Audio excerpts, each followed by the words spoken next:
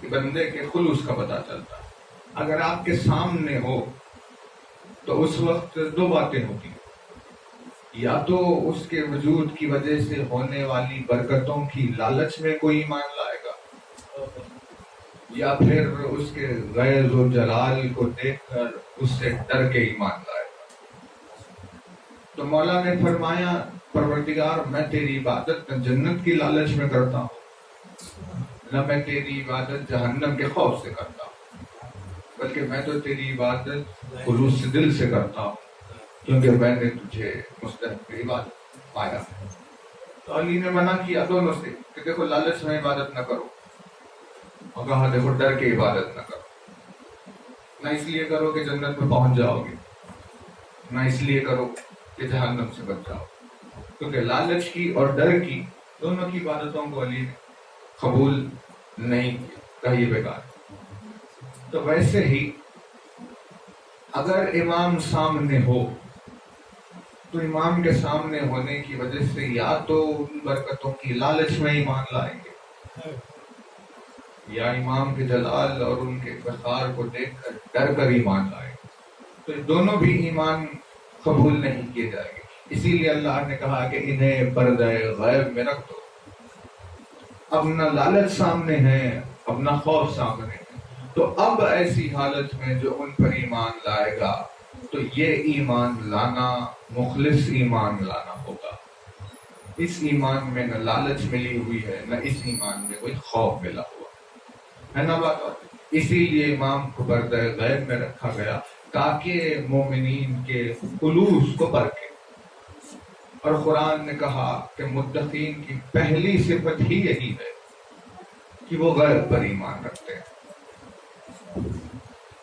اور غیب پر ایمان رکھنا کوئی آسان بات نہیں، غیب پر ایمان رکھنا بہت مشکل امر ہے، اور جو اس دور میں امام کی غیبت پر ایمان رکھتا ہے لوگوں کا خدا کے نزدیک بہت بڑا درجہ ہے۔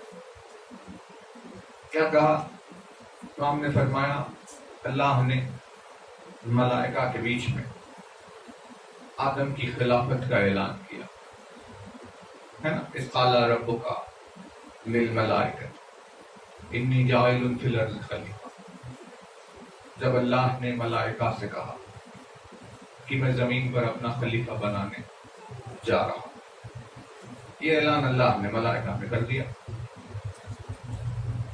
اور اعلان کرانے کے بعد اس نے کچھ نہیں کیا، یعنی اعلان ہو گیا کہ خلیفہ بنائیں گے لیکن خلیفہ نہیں بنا۔ 700 ایئرز 700 سال گزر گئے۔ 700 سال کون سے؟ ہمارے زمین کے 700 سال نہیں، جہاں صبح ہوتی ہے شام ہوتی ہے۔ ملائکہ تو ایسی جگہ رہتے ہیں جہاں نہ دن ہے نہ رات، تو پھر کیسے ناپیں گے کہ بھئی کتنے دن ہو گئے؟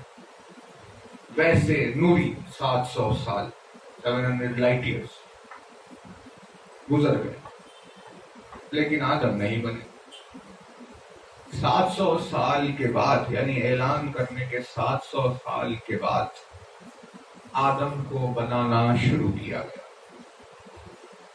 ہے نا، 700 سال کے بعد آدم کو بنانا شروع، لیکن بیچ میں ان 700 سال تک کوئی بھی ملک نہیں تھا ایسا کہ جس نے یہ سوچا ہو کہ بھئی خلیفہ کو بنایا نہیں جائے گا۔ جب کہ اللہ نے کہا تھا میں خلیفہ بنانے جا رہا ہوں، اس کے بعد 700 سال کا اتنا بڑا وقت گزر گیا، لیکن ہر ملک یہی ایمان رکھتا تھا کہ بھئی جب اس نے کہا ہے بنائیں گے خلیفہ تو خلیفہ ضرور بنے گا، چاہے کتنے ہی دن کیوں نہ ہو جائے۔ یہ واقعہ سنانے کے بعد امام نے یہ فرمایا کہ جیسے خلیفہ یعنی آدم ملک کے سامنے نہیں تھا، ملائکہ کے سامنے آدم نہیں تھے، غائب تھے، 700 سال کے بعد بننا شروع ہوئے، لیکن ان 700 سال تک آدم کی غیبت میں رہتے ہوئے بھی ملائکہ آدم کے آنے پر یقین رکھتے تھے کہ بھئی آدم بنے گا، اور کسی بھی صورتحال میں اللہ آدم کے بنانے سے پیچھے نہ ہٹے گا، کیونکہ اس نے اعلان کر دیا ہے کہ آدم بنیں گے۔ تو امام نے فرمایا ویسے ہی کہ جیسے اب اس دور میں امام کے آنے سے پہلے جو امام کے غیبت پر یہ ایمان رکھے گا کہ وہ آئیں گے، وہ انسان ان ملائکہ کی طرح ہے جو آدم کے آنے سے پہلے ان کے آنے پر ایمان رکھ رہے ہیں، ان کے آنے پر ایمان رکھ رہے ہیں۔ فرمایا امام پردہ غیب میں ہوتے ہوئے، یعنی کوئی تصور کر سکتا کہ وہ پردہ غیب میں ہوتے ہوئے، سامنے نہیں ہوتے ہوئے، غیبت میں ہوتے ہوئے اپنے چاہنے والے مومن کو جس نے ملک جیسا بنا دیا، غیبت میں ہوتے ہوئے جس نے اپنے چاہنے والے مومن کو ملک جیسا بنا دیا، اگر وہ ظاہر ہو جائے تو مومن کو کیا سے کیا بنا دے گا؟ اس کا غیب ہونا اسے ملک بنا دے۔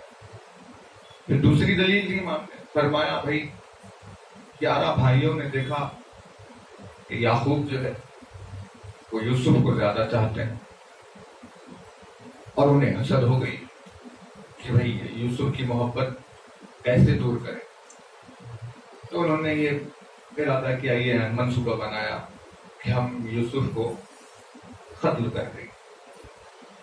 آئے ایک دن ارادے سے، اپنے والد سے کہا، بابا سے کہا کہ ہمیں یوسف کو لے جانے دیجیے، تو وہ ڈر رہے تھے، اصرار کیا، آخرکار بھیجا، یوسف کو لے گئے، کنویں میں ڈال دیا، اور یوسف کی قمیص پر جھوٹا خون لگایا اور لگا کر آ گئے، اور یعقوب کو بتایا وہ خون والا کرتا، اور کہا کہ یوسف کو بھیڑیے نے کھا لیا، جبکہ یعقوب کو معلوم تھا کہ یوسف زندہ ہے، بھیڑیے نے انہیں نہیں کھایا۔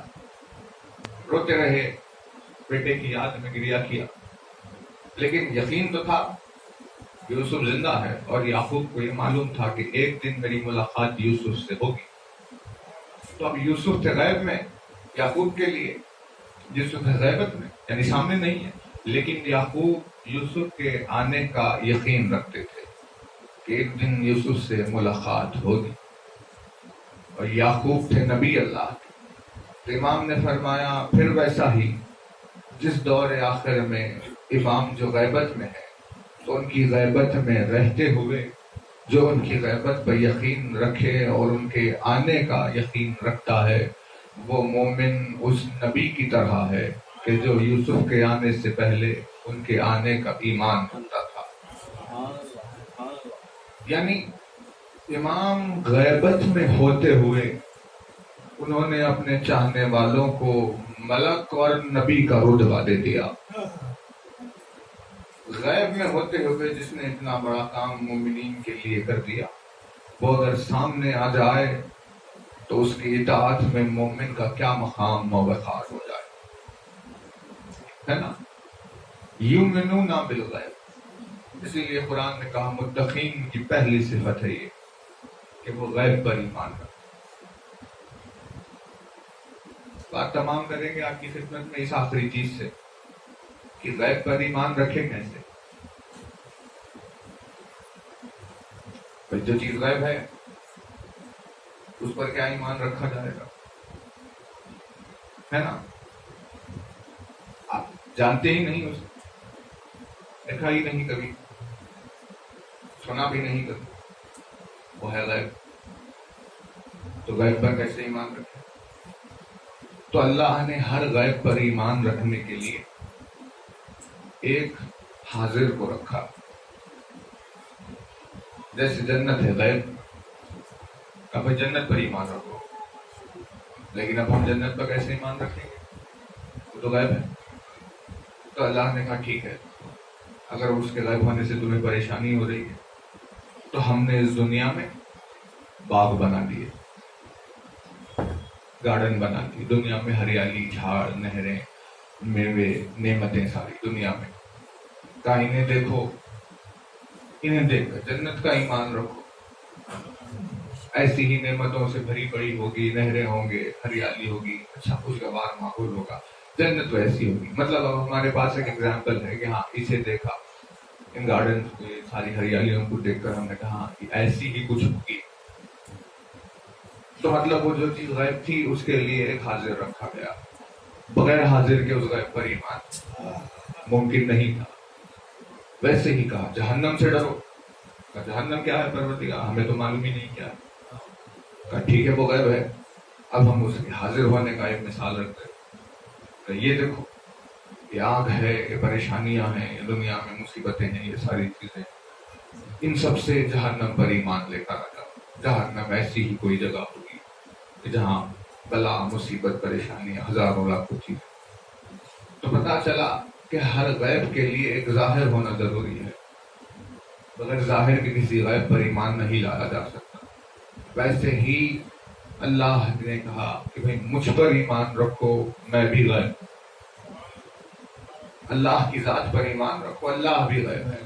تو اب جب اللہ غیب ہے تو جیسے جنت کی ایک مثال سامنے رکھی ہوئی ہے، جہنم کی ایک مثال ہے، اس کی ایک مثال ہے، اس کی ایک مثال، جیسے ہر چیز کی کوئی مثال رکھی ہوئی ہے، ظاہر میں کچھ ہے کہ جسے دیکھ کر باطن پر ایمان لایا جا سکتا ہے، ویسے ہی اگر اللہ غیب ہے تو پھر وہ کیا ہے کہ جسے دیکھ کر اللہ پر ایمان لایا جائے۔ تو لہذا جیسے ہر چیز کی غیبت کا ایک ظہور رکھا ہے، ویسے ہی اس نے دنیا میں علی کو بھیجا، علی کی ہستی کو دیکھو اور اس سے اللہ پر ایمان لے کر آؤ۔ جیسے ہر غیب کے لیے ایک شاہد ہے، ویسے ہی اللہ کی ذات پر ایمان کے لیے ذات علی ہے نا۔ یہ متقین کی صفت بیان کی قرآن کا، یؤمنون بالغیب، اور اس غیبت میں سب سے بڑا معرکہ ذات علی، راغب علی کی ذات ہے۔ اس ذات کی محبت، اس کی ولایت کے لیے حسین نے کربلا کے میدان میں قیام کیا، اور کتنی عزیز حسین کے لیے علی کی محبت ہے کہ جس کے لیے ہر مصیبت سے گزر گئے۔ فرمایا آل اولاد دوست احباب اپنی خود کی جان ہر چیز علی کی محبت قربان، یہ ولایت علی کا مقام، علی کی الفت کا یہ مقام۔ ان مصائب سے گزرتے ہوئے 7 محرم کی تاریخ وہ ہے کہ جس تاریخ کی صبح جب نمودار ہو گئی تو وہ کیفیت تھی کہ حسین کے خیمگاہوں معصوم بچوں کی آوازیں التش آ رہی۔ 7 محرم سے قیام حسینی میں پانی کی ایک بوند باقی نہ رہی، اور چھوٹے چھوٹے بچوں پر شدت پیاس طاری ہو گئی۔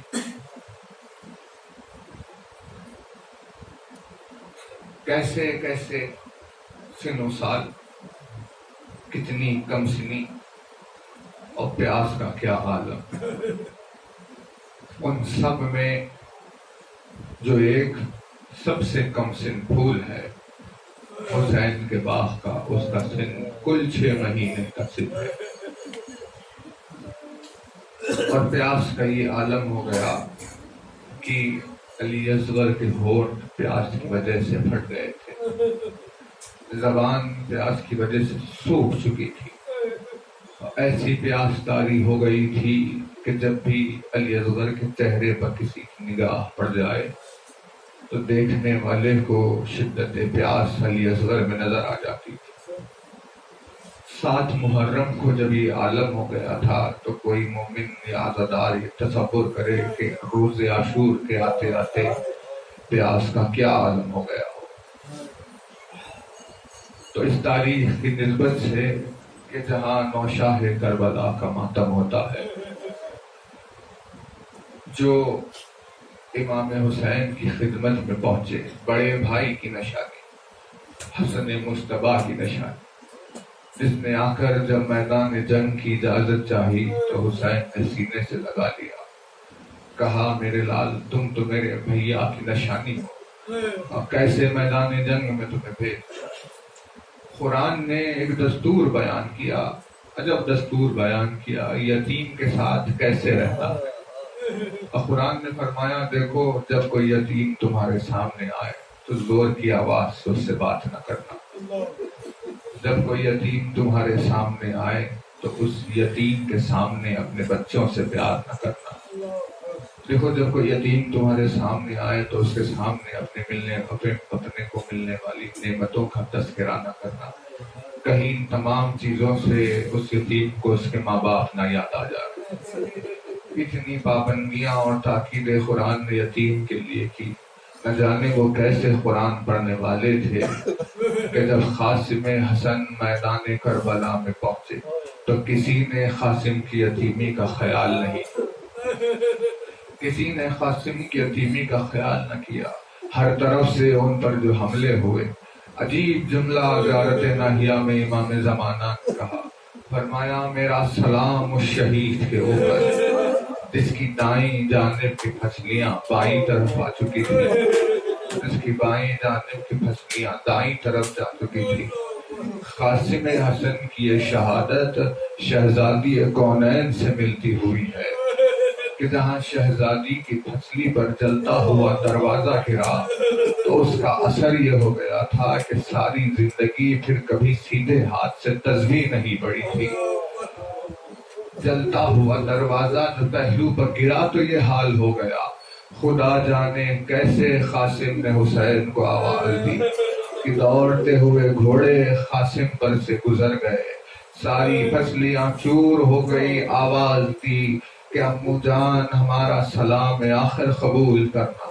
لیکن جب حسین اس مقام پر پہنچے کہ جہاں سے آواز آئی تھی تو قاسم تو نظر نہیں آئے، قاسم کا لاشا ٹکڑوں میں بکھرا ہوا تھا، اپنی ابا کو بچھا کر حسین ٹکڑوں۔ اللہ لعنۃ اللہ علی الظالمین وسيعلم الذين ظلموا أيّ منقلب ينقلبون۔ ماتم حسین علیہ السلام۔